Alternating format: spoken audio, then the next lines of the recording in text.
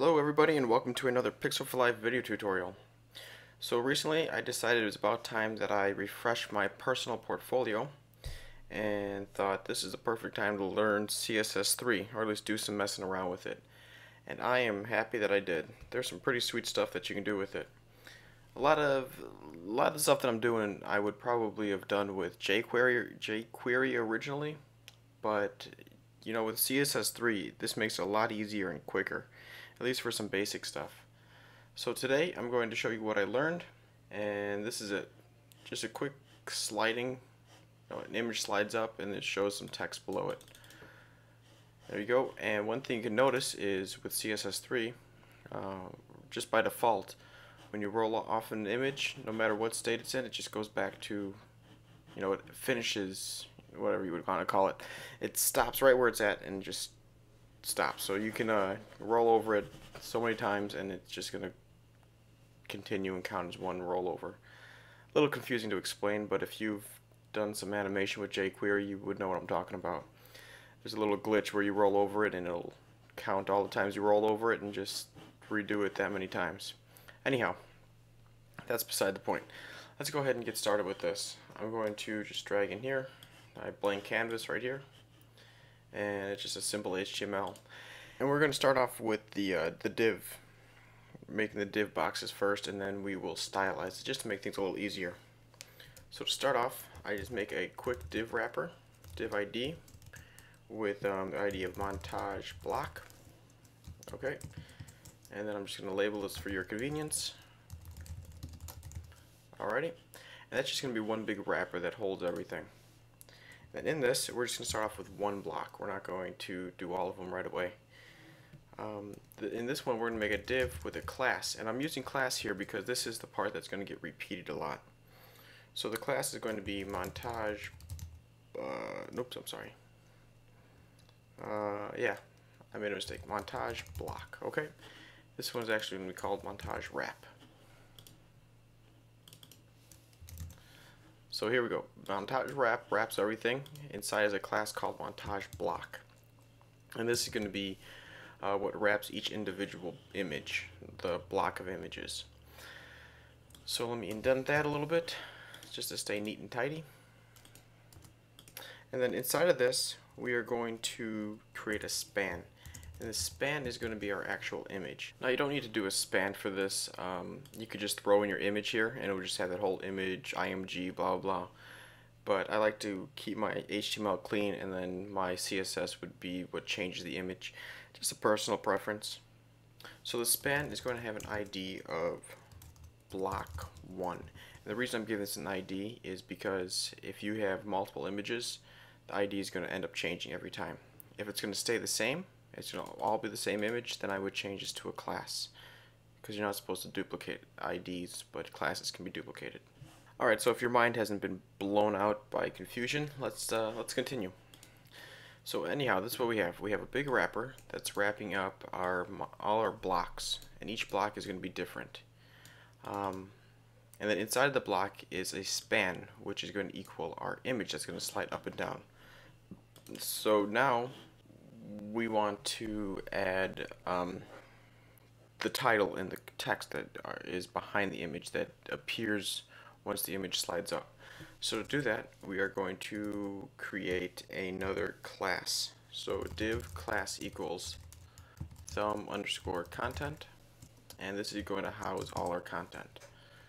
So inside of here, we're going to have an h1, and that's going to be our title, sample title, and then we're going to have a paragraph that says this is some sample title,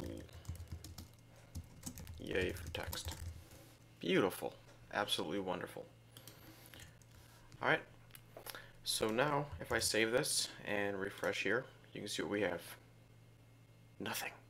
Okay, so we have to do some styling.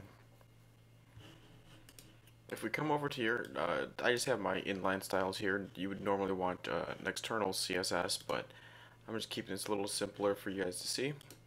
So in here, let's create just really quickly create all these IDs. So we're going to have an ID of montage wrap, and then we're going to have a class of montage block, and then montage, oops, I'm sorry, then block 1, and then thumb content. Okay, so in montage wrap, we're just going to give it some basic a width of 820 pixels, and this wrap, it just houses everything. So it's going to be 820 pixels wide, and then a height of 200 pixels. And you can change this to whatever you want. This is just for my own specific stuff. My images are 200 pixels tall, so I just made it that. And a width of 820 is about 4 of these images with 4 or 5 pixel margins spacing them all. So just simple math. It doesn't matter too much. Montage block. Here I'm going to do a width of 200 pixels and a height of 200 pixels. Again, my image is 200 by 200, so that's where I'm getting these measurements from. And I want all of these blocks to float to the left. And I want to say display block because it's a block. Get it? And now what we want to do is overflow hidden. And what that's going to do is keep the image hidden when it scrolls up. When it scrolls up out of that block, we don't want it to still be shown above the block. We want it to disappear. Kind of like a picture frame. The picture gets hidden at the top of the frame rather than poking out of the top. And then we also want to change this position to relative, because the images inside of it are going to be positioned absolutely. And for an absolute image to be positioned inside of something, its housing has to be relative. Confusing, but it makes sense. Alrighty, so now that we have that, let's see if we can refresh this. Nothing really changes. Alright, so let's go to block number 1. And here, I'm going to give it a width of 200 pixels. A little redundant, but this is for the image. Height of 200 pixels. And then, as I said, position absolute. This is so we can move it up and down. And then we wanted to say display block for this one as well. Alrighty. So for this block 1, I'm going to actually, yeah, we can do that. I'm going to keep this and I'm going to go background URL.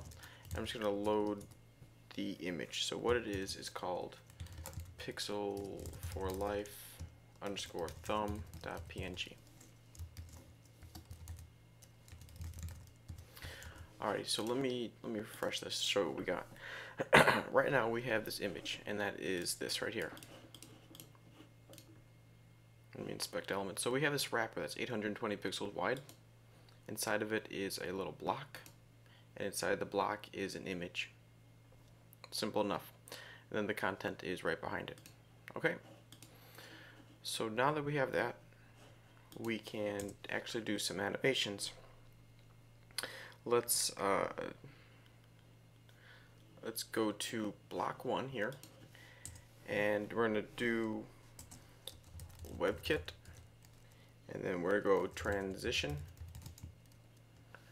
and then transition : top, because we're going to be transitioning the top of it, and 3 seconds, 0.3 seconds, ease in and out. Alright, and then what we want to do down here, so if I save this and refresh this, it does absolutely nothing. We need to tell it what triggers this animation. So we want a hover state. So down here we're going to specify that. We're going to say dot montage, oops, dash block colon hover. So when we hover over montage block, which is the entire wrapper, we want the ID of block 1 to do the following, and that is change the top position to negative 150 pixels. So if I save that, refresh this, when I roll over it, you see it's going to roll up 150 pixels. Simple as that. just to reveal this text in the background. Nice. And you could just stop right there. That's how simple it is. All you need is one line of code that says what you want to happen. You want it to transition the top, which is this right here, in 0.3 seconds, and then you tell it when you want it to trigger. Image hover, block 1, and how much to go up. Simple. I was just amazed at how easy that is. In JQuery, that would have been a lot of programming. So now that we have the basic thing, we can do some stylization and make it look pretty. So over here, I'm going to do margin 0, 4 pixels, 0, 0. And then we're going to do background white. And then border 1 pixel solid 666. Just a dark gray. And if I refresh that, you can see what it did. Just made a quick border. So you can kind of see that it's inside of something. So let me show you why we did this overflow hidden.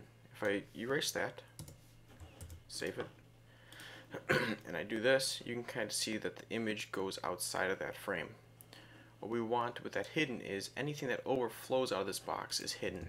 Simple enough. So I add it back, refresh, you can see it's hidden. Nice and clean. Okay, so let me do a little bit of stuff for this content.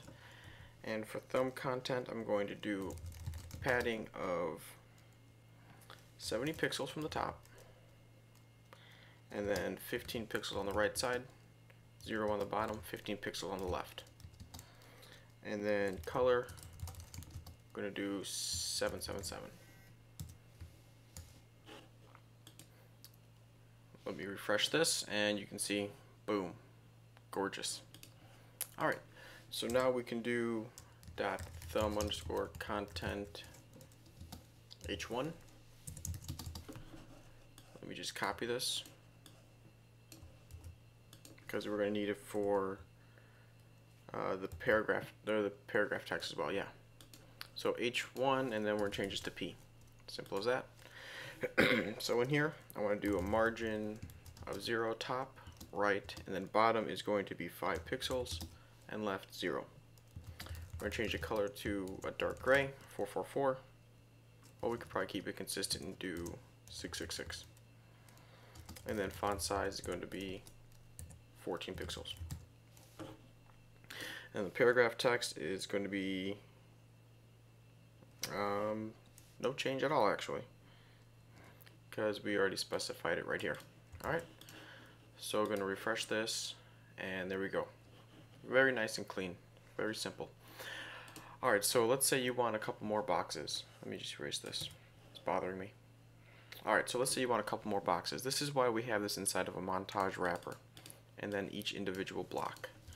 So let me just do a comment here that says block end. So I'm going to copy this, paste it, so then there's 4 of them. Alright, save that, refresh, and there you go. My spacing is a little wrong, but let's let's make that 840 and see what happens.